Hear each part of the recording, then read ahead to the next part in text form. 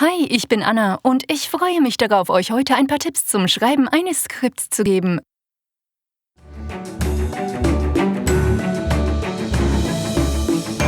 Mit einem Skript könnt ihr Geschichten erzählen und Ideen organisieren und mitteilen, um die Produktion besser umzusetzen. Viele fragen sich, ob ein Skript für YouTube-Shows nötig ist oder ob man nicht einfach improvisieren kann. Die Antwort hängt davon ab, was für eine Show ihr produziert. Ich finde es wichtig, ein fertiges Skript am Filmset zu haben und dann damit zu spielen. Das Skript ist eine Richtlinie. Ich spreche heute über Vorteile von Skripts und darüber, wie sie euch das Leben am Set leichter machen können. Viele haben Angst vor dem ersten Schritt.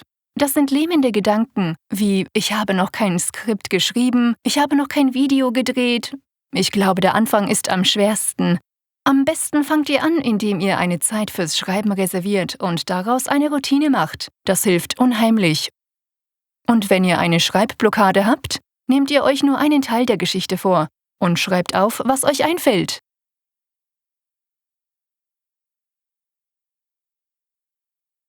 Konzentriert euch auf eine Szene des Skripts oder nur auf einen Dialog. Tobt euch so richtig an einer Szene über 40 Seiten aus, die ins Nichts führt. Je mehr ihr euch in der Geschichte verliert, desto klarer seht ihr sie hinterher. Vor 2 Jahren habe ich ein Buch geschrieben. Schizophrenic Lesbian in Space.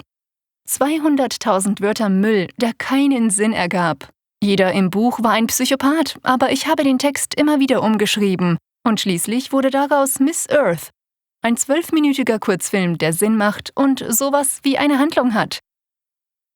Auch wenn ihr völligen Unsinn schreibt, macht einfach weiter.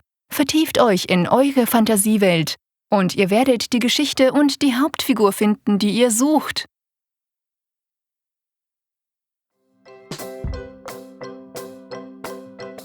Die meisten Handlungen haben 3 Akte.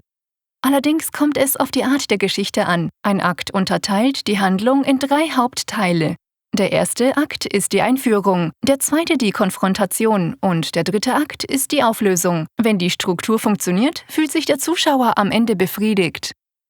Es gibt viele Wege, aus Ideen Skripts zu machen und die Botschaft rüberzubringen. Ihr könnt einfach die Prosa schreiben und die Geschichte nach und nach entwickeln oder nach dem Branchenstandard den Ort der Handlung, die Handlung und natürlich den Dialog schreiben. Aber schreibt nur das, was ihr im Film zeigen könnt. Schreibt nicht die tiefsten Gedanken der Figuren auf, es sei denn, ihr präsentiert sie als Voice-Over wie in Fight Club. Erwähnt Gefühle nur, wenn ihr beschreibt, wie jemand aussieht, wenn er auf eine Person oder Sachlage reagiert. Deshalb sind Skripts so schwierig und interessant. Spannung? Sehr wichtig. Warum? Ihr müsst eure Zuschauer fesseln, denn sie sind ständig mit 1000 Dingen beschäftigt.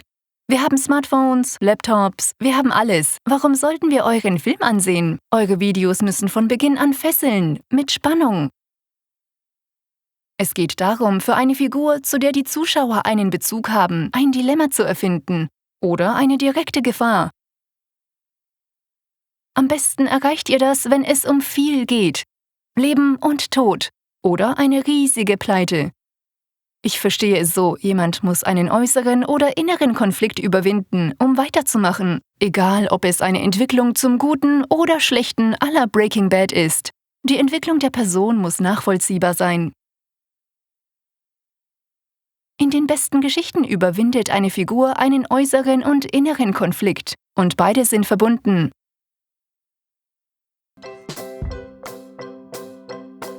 Für meine Kurzfilme brauche ich unbedingt ein Skript. Bei Afflicated Incorporated haben die Darstellerinnen mit verrücktem Make-up Krankheiten personifiziert. Ich war Anorexie, eine Freundin bipolare Störung und noch jemand Dysmorphophobie. Ohne Skript hätten wir nie den Zeitplan eingehalten, weil 6 Stunden pro Tag für Make-up reserviert waren. Eine nach der anderen kam aus der Maske. Ohne Skript hätte ich keine Ahnung, was sie sagen, wo sie es sagen oder welche Emotionen ausgedrückt werden sollen. Jeder im Team braucht eine Kopie des Skripts, um dazu beitragen zu können, wie einzelne Szenen gedreht werden sollen. besonders wenn Kamera und Beleuchtung nicht euer Fachgebiet ist. Andere im Team können dann Ideen beitragen und die Atmosphäre eures Skripts optimal umsetzen. Mit einem Skript können außerdem der Umfang und das Budget kontrolliert werden. So plant ihr kein Projekt, dessen Umsetzung ihr euch nicht leisten könnt. Und mit einem Skript ist die Planung der Drehtage viel einfacher, da ihr wisst, was auf euch zukommt. Ich schwöre auf Skripts. Ich denke, sie sind fast in jedem Genre absolut unverzichtbar. Wenn ich ein Skript für einen Sketch oder Vlog schreibe, teile ich es immer in Einleitung und Punch auf. Was für mich unglaublich wichtig ist, weil ich Monologe in die Kamera spreche, die durch Cutaways unterbrochen werden, um das zu betonen, was ich eben gesagt habe.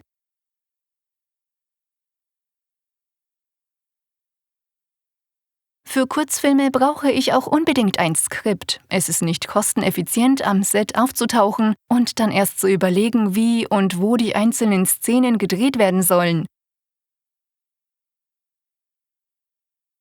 Das ist Zeitverschwendung. Und der Drehplan wird so nicht eingehalten, selbst wenn ihr 16 Stunden für den Dreh habt. Ich teile Skripts in Produktionselemente auf. Dabei markiere ich Teile farbig. Jede Farbe steht für ein bestimmtes Produktionselement, wie Gelb für Deko, Pink für Kostüme. Mit dieser Farbzuordnung seht ihr auf einen Blick alle Elemente, die für die Planung der Produktion nötig sind. Jetzt kommen wir zum unterhaltsamen Teil, Budgetkalkulation. Ja, mit einem Skript könnt ihr euer Gesamtbudget abschätzen und entscheiden, ob ihr vor dem Dreh an einer Stelle zurückschrauben müsst. Das kann sehr hilfreich sein, besonders bei einem engen Budget. Denn ihr wollt sicher nicht Geld ausgeben, das ihr nicht habt. Wenn ihr das Skript durchgegangen seid, schreibt eine Liste mit allem, was ihr für die Produktion braucht. Wenn ihr alles zusammen habt, rechnet den Gesamtbetrag aus und fragt euch, ob ihr diesen Film mit diesem Skript umsetzen könnt. Falls nicht, müsst ihr vielleicht Szenen überarbeiten oder die Kosten reduzieren. Oder ihr streicht eine ganze Szene, die die Handlung sowieso nicht vorangebracht hat. Ich schreibe gerne Science-Fiction-Komödien, für die ich meistens teure Requisiten brauche, wie zum Beispiel Alien Babies. Und ich muss genau wissen, wie viel mich das alles kostet, damit ich nicht pleite gehe. Mir fällt dabei mein Kurzfilm Prägne Apokalypse ein. 4 Frauen wachen auf und stellen fest, dass jede Frau auf der Welt schwanger ist. Selbst kleine Mädchen. Und keiner weiß, was da vor sich geht.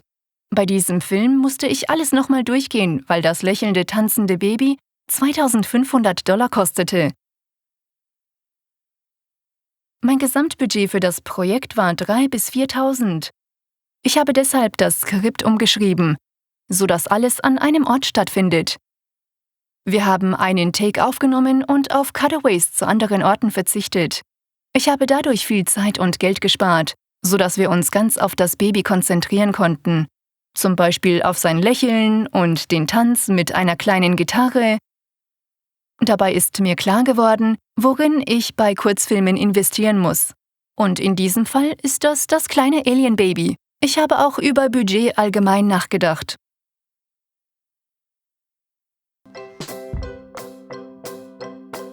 Eure Dialoge sollten die Stimme eurer Zielgruppe widerspiegeln. Wenn ihr ein Skript schreibt, könnt ihr Figuren entwickeln und ihnen eine Stimme geben, die die Fans wirklich anspricht. Eines der schwierigsten Elemente beim Schreiben ist es, Charakter durch Handlung anstatt Dialog zu zeigen. Das bereitet mir zurzeit Schwierigkeiten. Wenn euch das im Film auffällt, ist es großartig. Ich erfahre etwas über die Figur, ohne dass sie ein Wort sagen muss. Das kann eine Reaktion der Figur sein oder die Art, wie sie jemanden ansieht. In Büchern wie Harry Potter erfahren wir so viel über Harrys Charakter durch seine Tante und seinen Onkel, die ihn so gehasst haben. Wir haben ihn umso mehr geliebt.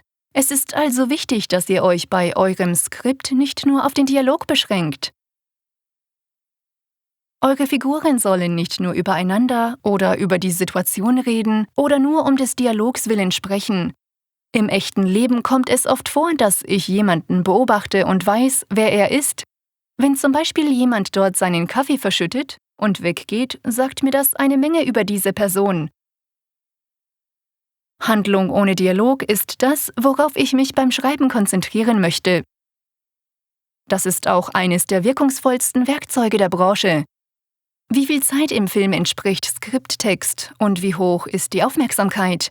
Eine Seite entspricht einer Minute On-Screen-Zeit.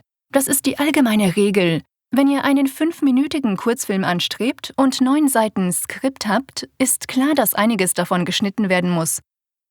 Ihr könnt Skripts auch an das Interesse der Zuschauer anpassen. In YouTube Analytics seht ihr, wo Fans abschalten. Ihr könnt die Inhalte etwas kürzen, um das Interesse der Zuschauer beizubehalten. Oder vielleicht ist das Gegenteil der Fall. Fans bleiben bis zum Ende dabei. Dann ist es vielleicht an der Zeit, mehr Inhalte hinzuzufügen. Ich hoffe, ihr habt viel gelernt. Danke fürs Zuschauen. Mehr von der Creator Academy findet ihr hier. Und mehr von mir findet ihr hier.